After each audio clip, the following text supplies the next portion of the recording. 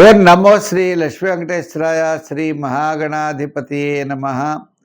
జ్ఞానానందమయం దేవం నిర్మలస్ఫటికాకృతిం ఆధారం సర్వవిద్యానాం హయగ్రీవముపాస్మహే. ప్రేక్షకుల నమస్కారాలు తెలియజేస్తూ మనం ఈ వారం రాశి ఫలాలు తెలుసుకుందాం. 10 మే అంటే మే 10వ తారీఖు నుంచి మీకు 16వ తారీఖు వరకు, అంచేత మే 16 వరకు ఉన్న గ్రహాల యొక్క పరిస్థితులను అనుసరించి మనం రాశి ఫలాలు తెలుసుకుందాం. చంద్రుడు ఈ యొక్క రాశుల్లో కుంభ, మీన, మేష రాశుల్లో చంద్ర సంచారం ఉంటుంది. అయితే ముఖ్యమైన విషయం ఏంటి అంటే గురుడు మిథున రాశిలోను, మరి మిగిలినటువంటి గ్రహాలు చూసినట్లయితే కుంభరాశిలో రాహువు, మీన రాశిలో శని.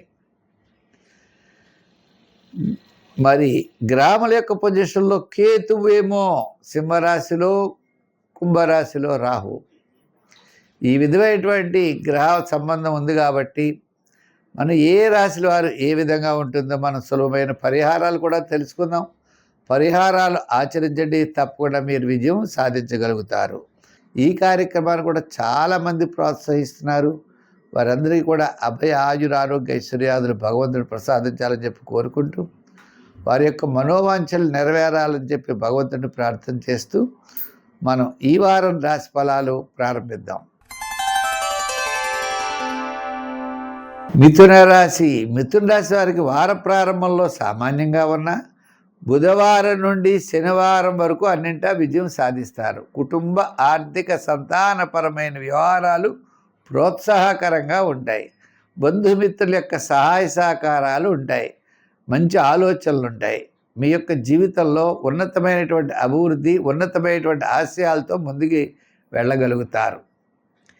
ఇదే కాకుండా మరి ఈ మిథున రాశి వారికి శుభవార్తలు అందుతాయి. కుటుంబ, ఆర్థిక, సంతానపరమైన వ్యవహారాల్లో కాస్త మెరుగైనటువంటి ఫలితాలు రాబోతున్నాయి. వివాహాది ప్రయత్నాల్లో ముందుకు వెళ్ళండి. స్థిరాస్తి డెవలప్మెంట్ కోసం చేసేటువంటి ప్రయత్నాలు కూడా ముందుకు వెళ్ళండి.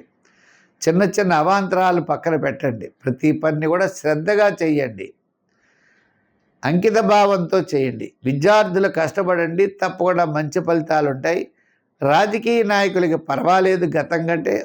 స్వతంత్ర వృత్తుల వారికి ఆర్థికపరమైన డెవలప్మెంట్స్ క్రమేపీ తప్పనిసరిగా లభిస్తాయి.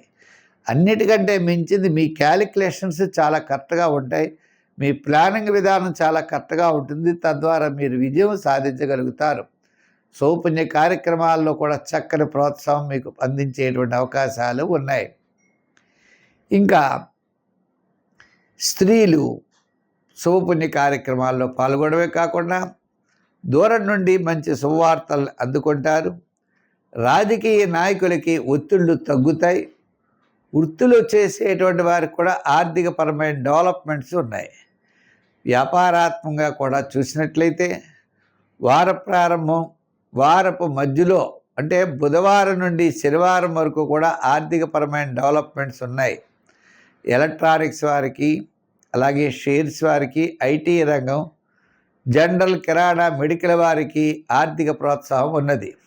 సంఖ్యల్లో 4, రంగుల్లో ఎరుపు, ఆరాధనలో ఎరుపు రంగుతో పాటు గ్రీన్ రంగు కూడా వాడండి. ఆరాధనలో శివారాధన చేయండి. ఓం నమః శివాయ అనే పంచాక్షరి మంత్రాన్ని పఠించండి. దక్షిణామూర్తి స్తోత్రం, అలాగే గురు స్తోత్రాదులు ఏమైనా ఉంటే చదవండి. తప్పకుండా మీరు విజయం సాధించగలుగుతారు.